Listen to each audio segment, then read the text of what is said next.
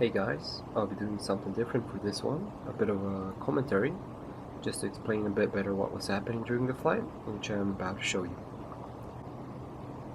I had a bit of a free SWAT, so I decided to do a quick flight, which obviously didn't go as fast as I planned.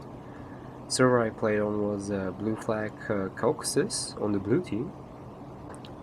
I hopped in a Huey with intentions to capture Kazbegi.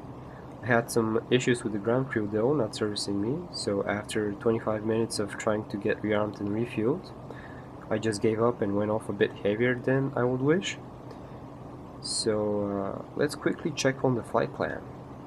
So we're starting from Tianeti Farm, which is right here, and our final destination is Kazbegi Farm, which is right up there. The Kazbegi Farm is located south of the city of Kazbegi, or the town of Kazbegi, which is this small town over here, and south of Bezwan, which is to the north, out of the map right now. It would be quite nice if we could just take the straight line up to Kazbegi, but as we can see right around here, we will have to fly over a lot of mountain ridges and peaks. Flying that high over the mountain line will make us an easy target, and it really takes a long time for the Huey to climb at such altitudes anyway, so we'll be flying through these valleys over here and through these mountain pass right up to the Kazbegi Farm.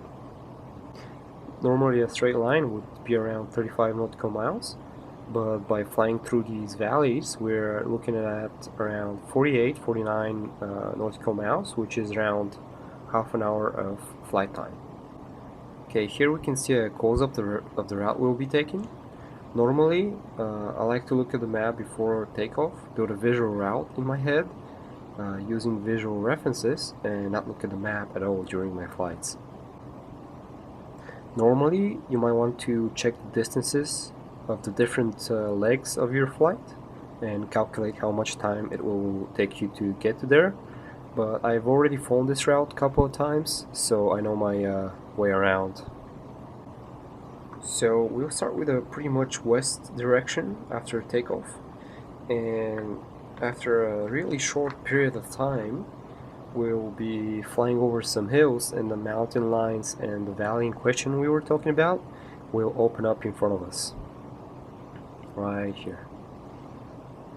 From there we'll take a right following the valley up north. We can see that after some time we'll see a fork forming up in front of us. The valley we have to follow goes to the left, right here, and a river is splitting to the right here. From this point of view it might look straightforward, but as you'll see later when we're overflying this part of the route, you can get easily confused, as right here, right over here, there's another small valley turning left. So we'll have to remember that there will be a small town first, where the first valley breaks to the left, and we'll have to overfly that one, and when we reach the second town, we'll then take a left following the valley. You can also see right here that there's a small twisty in the valley, like it goes a bit right and then left. You'll also be able to spot that during the flight. From there on, the third and fourth legs are pretty straightforward. We're going to follow this road here on the north slope, right here. And at a certain point, the road will start climbing up the mountainside, right over here. So prior to that point, I normally like to have some altitude already, so I don't have to slow down and climb when I reach that point of my route. When we're at the top of this road, we'll enter this mountain pass right here, and we're going to be starting our fourth and final leg of our journey. And it's pretty much straightforward from here, following down the mountain pass and road straight ahead down to the farm. Here we are, right as we cross this hill. The mountain lines will appear in front of us, and the valley we need to follow will be straight ahead of us. Still going to be needed at the Kazbegi Bezwan area. There are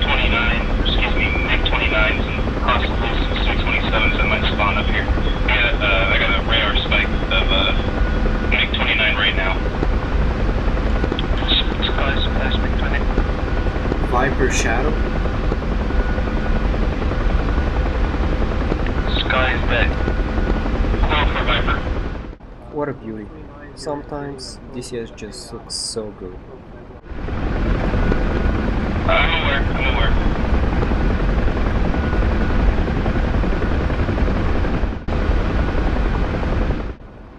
As we end the first leg of the flight, we are about to take a right turn onto our second leg, going straight north, following the valley.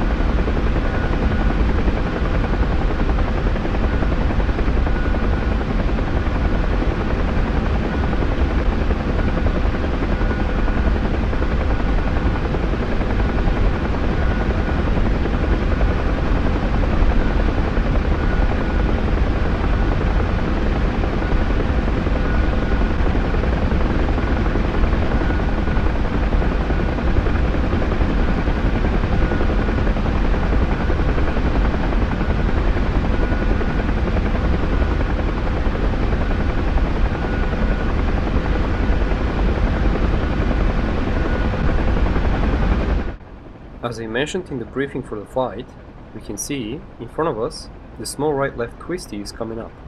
This means that we are closing up on the end of the second leg.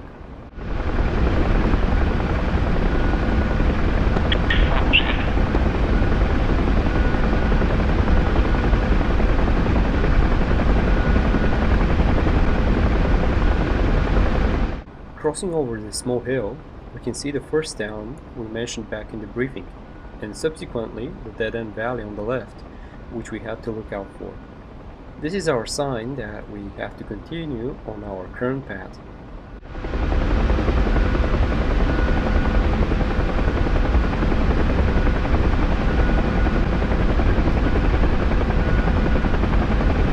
After having passed the first small town, we can see in front of us the forming fork, the valley in the second town splitting to the left, and the small river going to the right.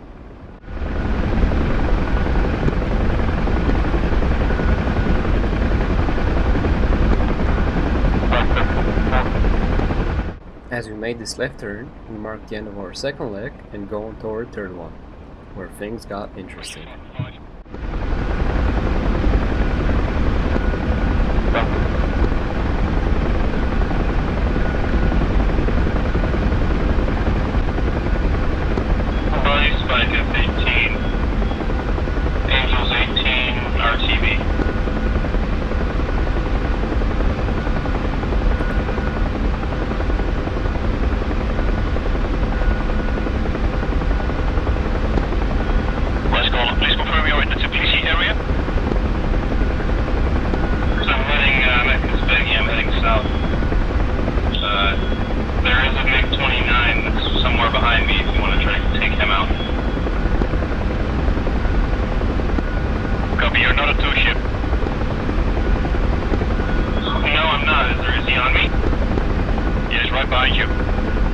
As you can hear, my fighter cover is returning back to base, but as he's on his way back, it seems like some enemy fighters have snuck up on his 6. I'm getting locked up, but it might just be I'm in the dirt now.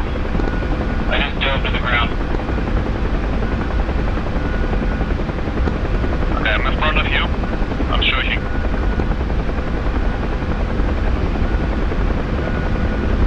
My friendly fighter just overflew me, and he's about to say that he's being walked up. This means that the enemy fighter should come from the same direction he came, so I'm looking out for him. At the same time, another friendly fighter is about to shoot a Fox 2 this way, yet I still don't see the hostile jet. Fox 2?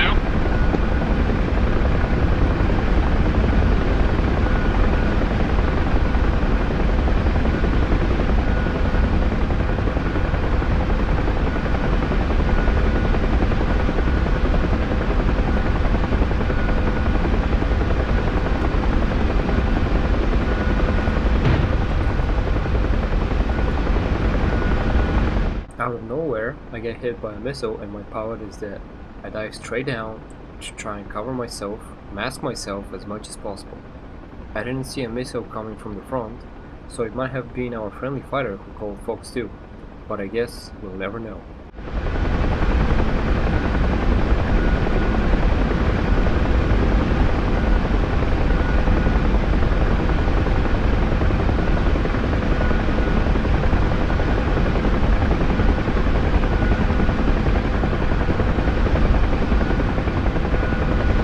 Luckily, the helicopter is mostly intact and there are no warning lights on. Yes, I really lucked out on that one. Unfortunately, both my main VHF and UHF radios don't seem to work anymore.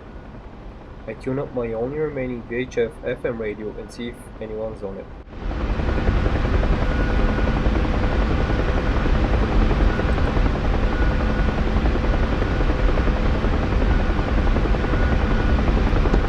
This is Shadow, can anybody hear me?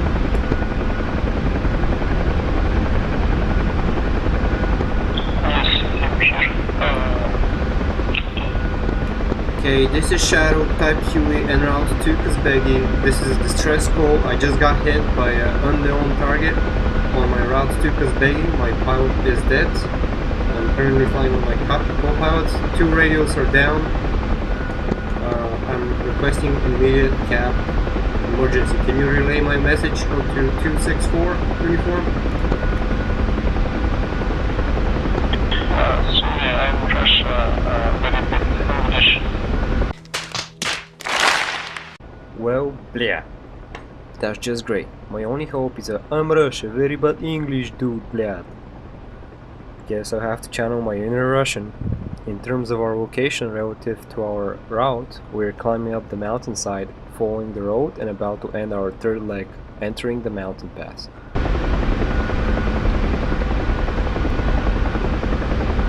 Here we are, starting the final part of our route. I'll give my best and try to make our Russian buddy here help us out using my broken Russian.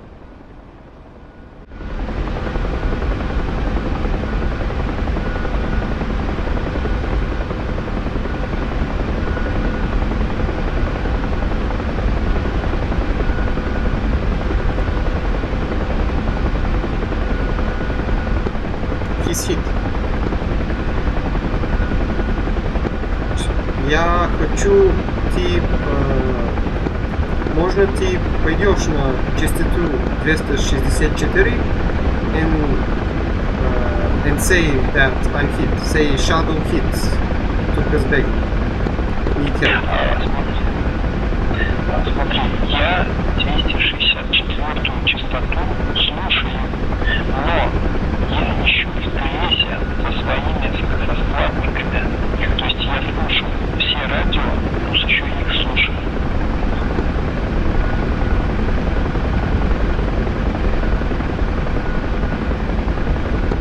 Я вас слышу.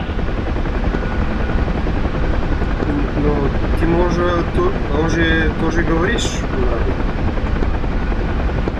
Да, я могу говорить, просто у меня уже ночь, и я не могу громко говорить. Я понимаю. Это не проблема. I only want you to say a simple message.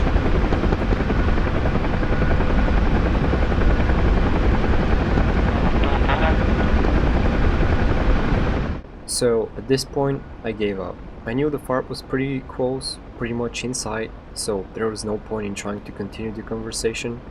I cut most of it out, but generally I asked him if he could go into 264 uniform and say there that I've been hit, but I'm still alive and I need fighter support. What he answered me was that he was listening to the radio frequencies, but because it was nighttime, he couldn't speak up. And at the end, he just couldn't understand me.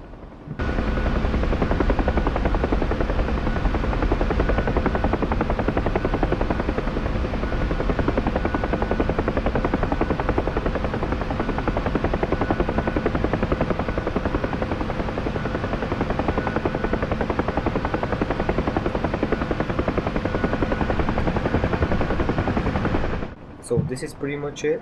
This is the end of the flight. Went a bit sideways at a moment, and we had an interesting encounter with a fellow Russian, kinda like in the movies actually. The moment you're in distress and need help, the only person you can find can't speak the same language as you do.